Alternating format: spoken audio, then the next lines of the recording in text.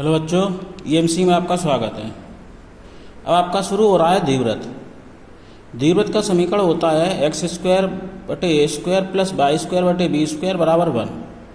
इसे इंग्लिश में बोलते हैं इलिप्स। ये दो प्रकार के होते हैं। ये दो प्रकार लिखा है, इसमें दो प्रकार कौन कौन से उसे देख लें। जब ए इज ग्रेटर देन बी, ए ये है बी है, यानी ए स्क्वायर का मान बी स्क्वायर से ज़्यादा हो तो एज बड़ा हो जाएगा बी, यानी वर्गमूल लेंगे तो भी ये संख्या बड़ी रहेगी।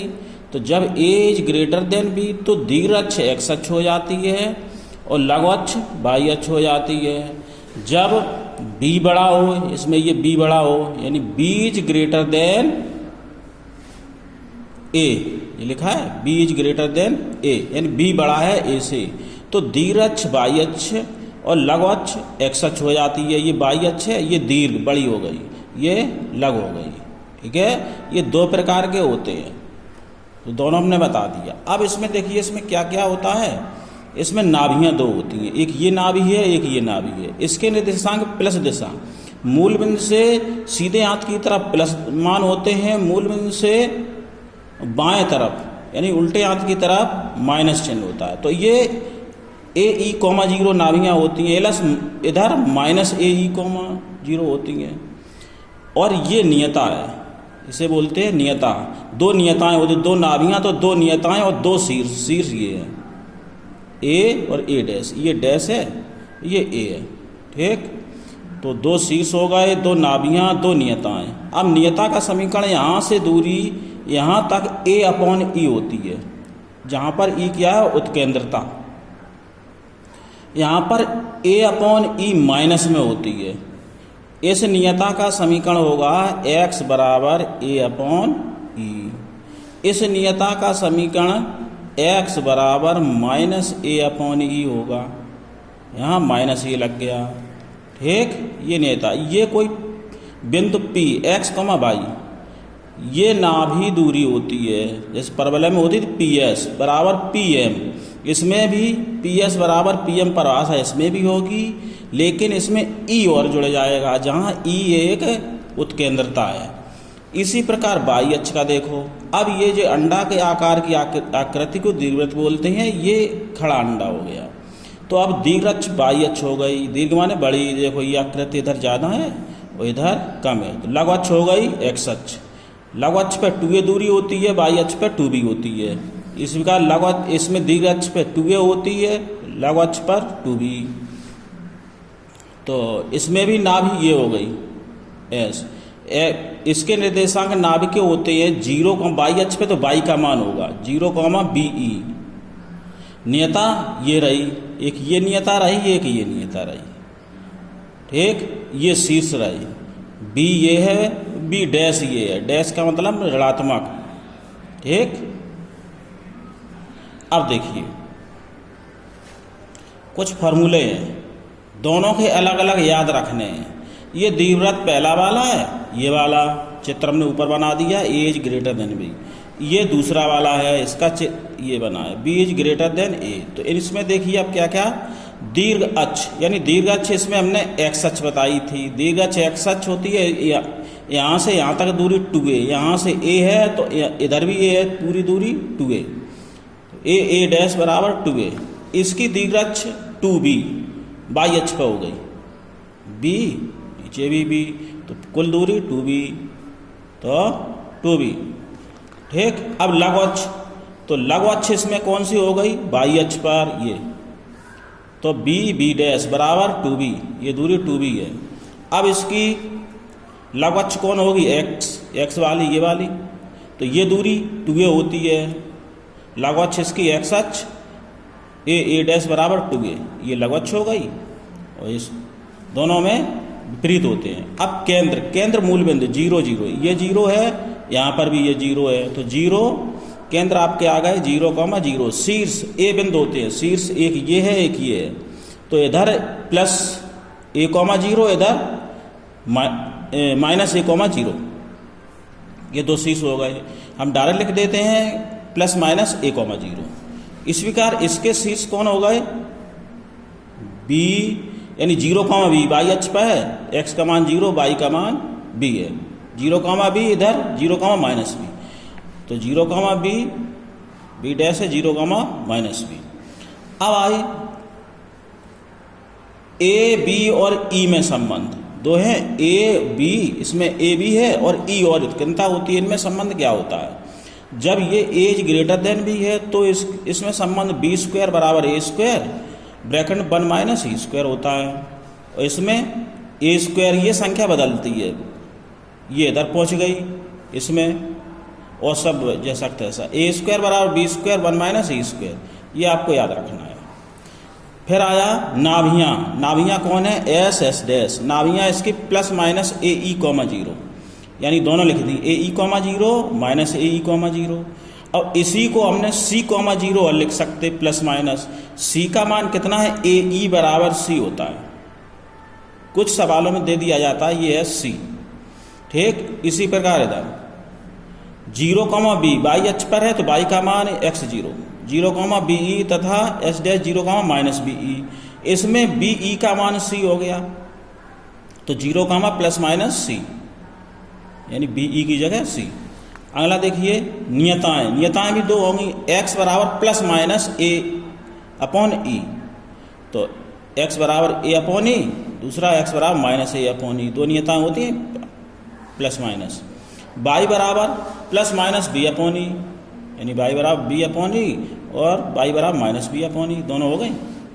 इसके बाद नाभ लंब की लंबाई या नाभि जीवा की लंबाई, तो इसके लिए 2b² है, इसके लिए 2a² है, 2a² लिखा है, ये 2a² अब देखिए नाभियों के बीच की दूरी, नाभियाँ कौन है? यहाँ से यहाँ तक, ये यहाँ से यहाँ तक ए ई है, यहाँ से यहाँ तक भी ए ई है, दोनों को जोड़ेंगे 2ae होगा। कितनी नाभियों के बीच की दूरी? 2ae। इसमें 2be बाई अक्ष पे है, इसकी कितनी हो गई? 2be। अब इसका नेताओं के बीच की दूरी, तो नेताओं के बीच की दूरी होती है 2a/e, इधर 2b/e। ठीक, तो ये तो आपके फॉर्मूले हो गए। अब देखिए इसमें उत्केंद्रता आया। उत्केंद्रता होती क्या, सो परिभाषा हम बता रहे हैं।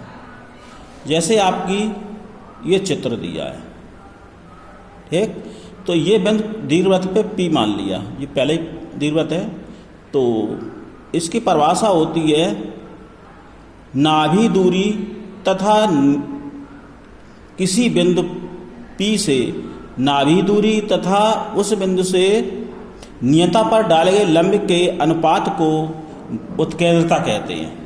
ठीक, कौन से अनुपात को? ये बटे ये बराबर ई, वही चीज़ है। किसी बिंदु P से नाभि दूरी PS तथा बिंदु P से नियता ZM पर डाले गए लंब के अनुपात को उत्केंद्रता कहते हैं, यानी E बराबर PS/PM, ये उत्केंद्रता है। तो अब यहाँ से PS बराबर EPM हो गया। E की वैल्यू आपकी इसमें दीर्घवृत्त के लिए 1 से छोटी होती है, E का मान 1 से छोटा। इसके प्राचल बिंदु, प्राचल समीकरण क्या होते हैं? x बराबर a cos थीटा, y बराबर b sin थीटा। बिंदु क्या हो गए? x, y, x की वैल्यू ये है a cos theta, b sin theta. ठीक है, अब देखिए इसमें यदि इस जो दीर्घवृत्त का समीकरण होता है x² बटे a² प्लस y² बटे b² बराबर 1, अगर a और b दोनों बराबर हैं तो दीर्घवृत्त वृत्त बन जाता है। ठीक, तो क्या समीकरण हो जाएगा? x² बटे a² प्लस y² बटे a² बराबर 1 हो जाएगा,